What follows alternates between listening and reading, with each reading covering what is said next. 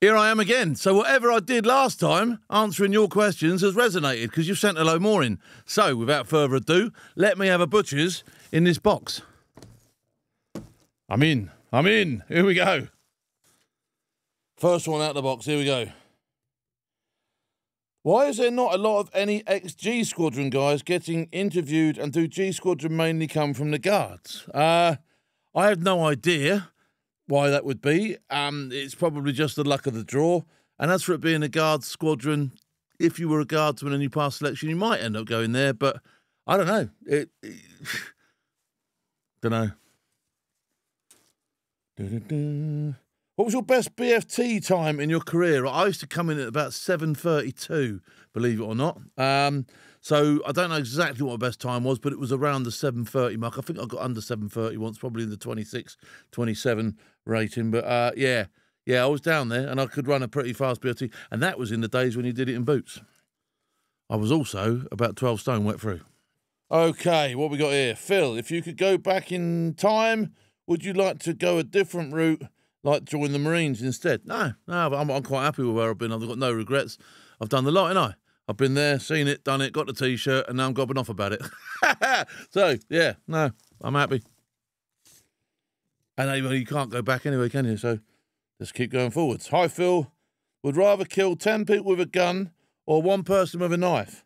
All of them does deserve it. Is there any part of your career you would go back and change if you had the chance? Wow, this is getting all deep, is it? Look, there's things I've done that I'm not proud of. There's things that I've done wrong, and I've made mistakes along the way. But if you never make a mistake, if you never fail anything, and if you never get anything wrong, you'll never learn properly. So everything I've ever done, if there were regrets, it would be that I hadn't learned from something I'd done that was hideous. But I like to think that I always have learned from something I've done that was wrong. So no regrets, just, I've learned and I've managed to bring the best out of the badness that has been there. And it has been there. I've done things that are wrong. I don't deny it. So there you go. Hi, Phil. In all your time, was there a point that scared you the most? There's been a few times when I've been sort of like looking down the barrel. Usually in those times, it's after the event has passed, because obviously you're hyped up to do stuff, even if you're out, say the old days, driving around Baghdad, whatever, do you know what I mean? Something can happen at any time, but you're thinking about stuff, you're navigating, you've got a job to do, all that sort of stuff. It's after things have happened, after, say, for instance, Operation Barras, where I discovered I had a bit of metal in my arm, after I came down off of a rooftop in Gaza, having been shot at for 10 minutes and realised, wow, they were actually coming after me personally. That's probably when you feel the real, ugh. But during the time of these events, although you might be a little bit sort of like nervous, you're training and what you're supposed to be doing, with me certainly, seems to kick in and I crack on with what I'm doing. And then afterwards, it's like I say, I go, that was close. Do you know what I mean? The Glad to Be Alive Club, they call it. Dilksy. This is from Dilksy. When you next up in Hull, we're going for a pint. I'd love to go for a pint with you, Dilksy. I really would, because we had quite a laugh in here, didn't we? So I think going out of here and having a pint when there's no cameras and no producers telling us, yeah, it'd be carnage, wouldn't it? Absolute carnage, yeah. Yeah, I'm up for that, mate. Better find someone that's pretty lenient, though, because we'll get thrown out pretty quickly, I've got no doubt. Oh, here's a long one. Look at that, look, huge. Where is the future with the services? With the shrinking of the services and the rapid technological advances of AI, drones, etc., that are programmed to do... Right, okay, look, I get this a lot, okay? Things move on. Soldiers move on. I don't ever foresee a future where soldiers won't have to put boots on the grounds to resolve conflicts. It will never happen, okay?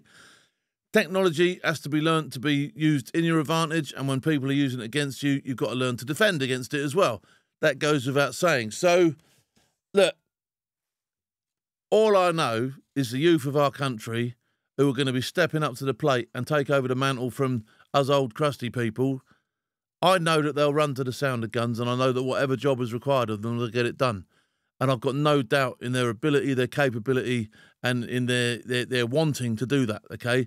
Don't forget, a lot of people during the last conflict signed up during the conflict knowing they were going to get themselves into conflict, all right? So we run to the sound of guns in this country here, so I've got no drama at all, and I just think that no matter what's thrown at whatever and whoever and whenever will come out on top, because that's what we do. Right, so this one. I know this sounds like a stupid question, but do you miss guns? No, I can't. Do you know what? And people go, what was your favourite gun? Don't care. As long as I had enough ammunition for it, pointed in the right direction, and it was working at the time I needed it, I couldn't care. You give me a pea shooter. Do you know what I mean? I really don't. I go, what was the muzzle velocity? No, don't care. Couldn't care. Don't care how heavy it was. Don't care how much ammo it took. Don't care. Just so long as I could use it, knew how to use it, and it was there when I needed it, I'll take it. And outside of wanting one, do you think I could be bothered to go and lay on a pit now and go, bang, bang? I've got nothing to shoot at anymore. Right, here we go. During your time in forces, what was the most terrifying experience you had? Getting married. Yeah. All right, we'll leave that one there then. How does the SAS work? Is it more section tasks or troop assaults? Like I say, it could be either or one of the above or below.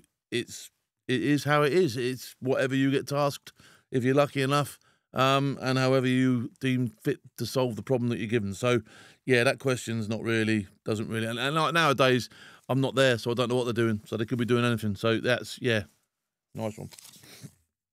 Sunday roast every day, or your choice of boiling the bag rations every day? Sausage and beans every day for me. My choice, sausage and beans. And do you know why sausage and beans? Because it would go over Greg's sausage roll. There we go.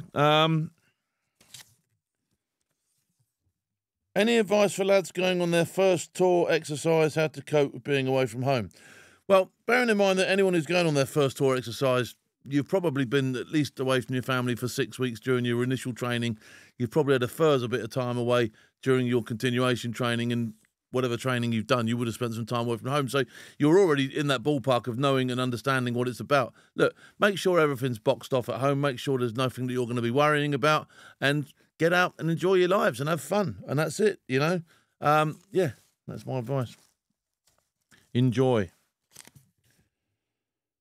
What was it like to work with different people like Billy Billingham? I've considered myself very lucky, fortunate and blessed to have worked with some of the great soldiers that I have worked with, because I really have. Some of the names that you know, Billy, you know, and some of the names that you don't know.